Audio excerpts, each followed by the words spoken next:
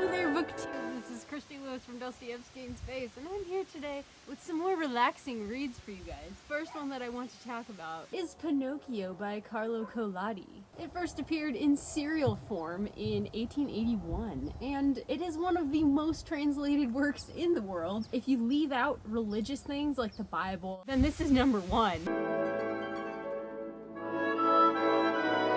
This is the book that inspired the Disney movie. This follows a very naughty puppet named Pinocchio who wants to become a real boy, but if he's gonna do that, he's gonna have to follow all of his father's advice. That's really tricky for him. He just always gets sidetracked. Like any get-rich-quick scheme or anybody who wants to be his friend just totally distracts him. This also has some really grim stuff happening to Pinocchio, like surprisingly grim at times for a children's book.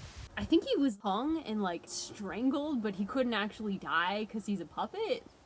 This is a children's book. Overall, the style is pretty easy to read. I read it slow because I'm a slow reader, but I think it's actually a pretty fast read. Like, this book looks thick, but the type is pretty large. I totally would recommend this for bedtime reading. I thought it was great. I don't know about ratings, but definitely a fun one. Especially if you like the Disney movie, you might like getting some of the historical details that didn't quite make it into the film, or maybe just weren't commented on in the film. They were just maybe portrayed visually, but not necessarily explained.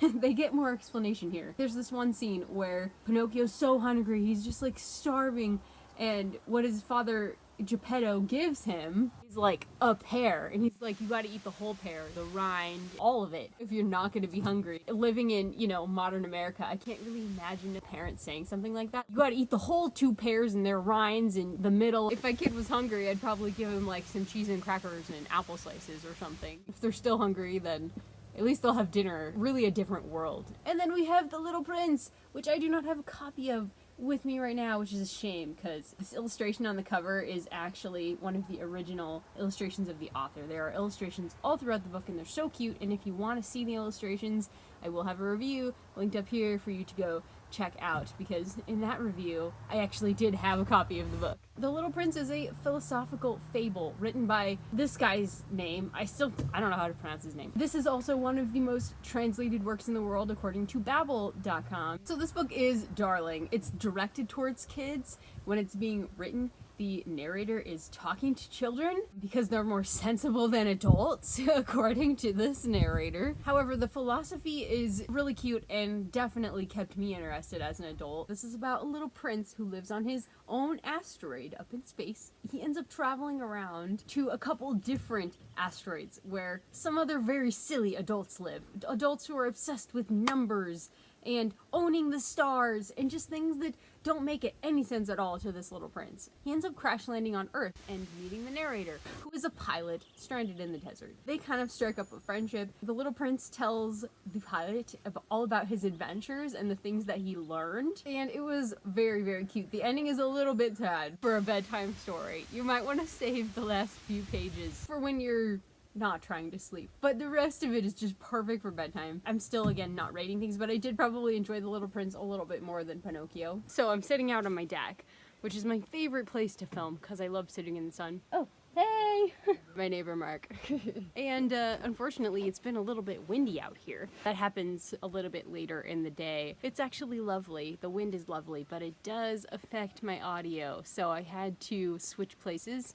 I'm sorry, the background isn't as pretty, but it seems like this direction I tend to do better. So let's do this again. The next series that I have for you guys is also a classic book series of children's literature, and that is the Betsy-Tacy books, which I heard of from Kate Howe, who did a whole read-along of the whole series, I think in 2019. And I read books 2 and 3. I actually haven't read book 4 yet. I haven't really even started it. These books are set in America. Early 20th century would be my guess. They were published in the 40s, like 41 and 42, I believe. And they just follow these young girls running around the neighborhood and playing with their friends and having their own little imaginative adventures like you do. I used to live in Hayward, and we had a huge street full of kids, and it was kind of like this. And we moved out of there there when the kids started growing up and forming gangs. Still, it was a blast playing cops and robbers with like 20 kids and my dad being the cop. I think he was the cop. I don't really remember very well. We were all the robbers. So fun times. And that's kind of what these girls are doing. They just come up with their own little adventures. Now, their names are Betsy and Tacey, and then Tib is the third one. The blondie is Tib. But the third book really stood out to me more so than the second. I don't remember the second terribly well, but the third one is about Betsy and Tacey and Tib going over this giant hill that's near their house that they've never done before. It's like a landmark for them, and it's a milestone in their lives. I think they're like 10 at this point, and they find themselves over the hill in Little Syria, which is a group of Syrian refugees who have come to the States, and they make a friend there, and it's really sweet. And they also have their first crush in this book. I think it's the Prince of Spain, and he's very handsome. He's been in the newspapers. Two of the girls are just totally in love with him, and they decide that the third girl, Tib, who always has a different opinion and is not in love with the prince, they think she's the cutest. She could be a dancer. She's definitely the prettiest of the three of them, and they decide they're gonna make her the neighborhood princess. I do recommend this series. It's very relaxing, easy style. They're pretty young kids, so it's not like gonna be one of those heart-stopping reads. And then we have a gift from my brother-in-law, Eric. Thank you, Eric, if you're watching this. Thank you. The Sorcerer's Stone. It's so good. This is an important book in my life. A lot of people on BookTube would say the same thing. It's a very nostalgic read for me, like it is for a lot of people. The copy of the Sorcerer's Stone that I have was my childhood copy, and I still have it. The language used is different from in this one. This one is definitely more British sounding. Instead of lemon drops, it was lemon sherbets. That's just an example. Not big changes, small changes, but fun ones nevertheless. Let me just show you one of the illustrations. This was one of my most recent bedtime reads. Hagrid's hut. Does this not look like a hobbit hole? Because, wow, look, he's got like pumpkins. This is a nice hut. It's about Harry, who's an orphan, treated terribly by his aunt and uncle, who he is living with, and his cousin, who beats him up and is like twice the size of him because he gets all the food. And he finds out he's a wizard, and he has a whole new home among people who actually understand and appreciate him in Hogwarts Castle, and that's what it's about. The whole series is about his training, and it's quite enthralling. I do remember reading this as an 11-year-old. I was only allowed to read the first book, so I read it and read it and read it over and over and over. If your kid's a reluctant reader, I think it goes without saying that Harry Potter is a good one to get him started on. I had a reluctant reader that I was babysitting for a while, and we listened to the audiobook in my car whenever I was picking them up and driving them places, and he just loved it. He was always like, "Can we listen to Harry Potter?" Another classic series. There's just something about classics that really are more relaxing to me than modern fiction. Oh my gosh, there's a map. It's ripped, but it's a map. This is The Lord of the Rings. This is not the copy that I've read, obviously. This one is also in my Silmarillion. However, this is like way bigger than the one in the Silmarillion. That is cool stuff. I only have the Two Towers and The Return of the King.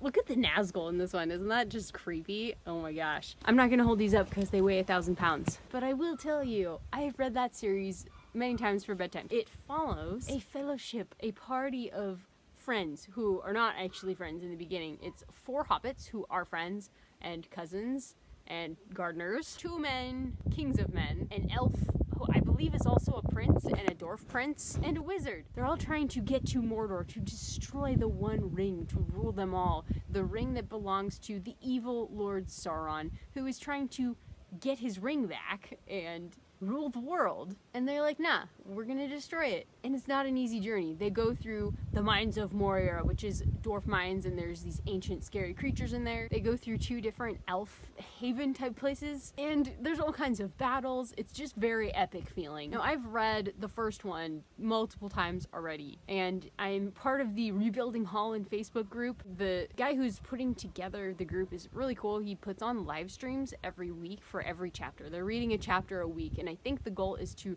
reread The Lord of the Rings in a year. So I'm following along with that. I did read part of the Fellowship of the Ring, but I've reread it so many times recently that it's just not holding my attention to reread it right now. Now that I'm out of Hobbiton, which I just love the Shire. I could reread the parts about the Shire again and again and again and never get tired of it. However, and the parts about the Old Forest. But now that we're getting to Bree, like all the way from Bree through the Council of Elrond, I'm like, alright, I've read this enough times. So anyways, once they get past those sections. I'll probably pick up with them again. I do recommend this series as a bedtime reading. It's very nature heavy. It's very relaxing and soothing. If you are familiar with the story, it will probably be easier for you to read this at bedtime. Otherwise, you might fall asleep or get too excited at certain parts. It's really one of those go-to perfect ones for me. This was originally published in 54 and 55 in 3 separate volumes. Even though I think J.R.R. Tolkien, the author, really wrote it as one thing, they're not separate stories like sequels. And the last one we have is, surprise, surprise, another classic. 20,000 Leagues Under the Sea. Now, this is the abridged version, and there is a non-abridged version out there, which I like better. Like, there's a lot of details you just kind of skip over. It's like numerical details that really aren't necessary for the story. It does on the very back, specially abridged for Puffin Classics, and I just didn't see that until I was most of the way through it. So I reread it, the original, and it was worth it. There was a lot cut out of the original that I really enjoyed. There was like a lot of meditations on God and Providence and stuff like that were in the original, but not in the abridged. So it was translated from the French, written by Jules Verne, who is like a beloved author of these kinds of adventure tales. He wrote, I think, Around the World in 80 Days. I've only read this one. It was really good until the end, when I realized that we weren't going to learn anything about the main character, Captain Nemo. Really? But regardless, I did really enjoy actually reading this. It's perfect for bedtime. So what it is it's about how this strange monster starts attacking ships in oceans like all over the world. A group of explorers gets sent out to find the monster and kill it. And when they find the monster, 3 guys go overboard. One of the guys is the narrator. It's written in the first person, and it's really all about Captain Nemo, in my opinion. Which again is why it's really frustrating that we don't learn anything about Captain Nemo. Oh, look at that. It's set in the year 1866. Professor Aronnax and his servant Conseil, I don't know, and the harpooner Ned Land. Those are the 3 guys who go overboard. They end up getting taken in and saved by the creature, who is actually not a creature.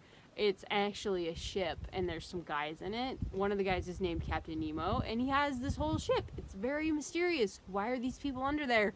I still don't know. Because it doesn't tell you. I would have to read The Mysterious Island to find out. That really annoyed me. However, this book is beautiful. They go on so many adventures under the sea. They find Atlantis. There's underwater volcanoes. Okay, I'll just read you a bit about a second Pompeii that's buried under the waters. There before my eyes, ruined, destroyed, overturned, appeared a town. Its roofs crushed in, its temples thrown down, its arcs dislocated, its columns lying on the ground.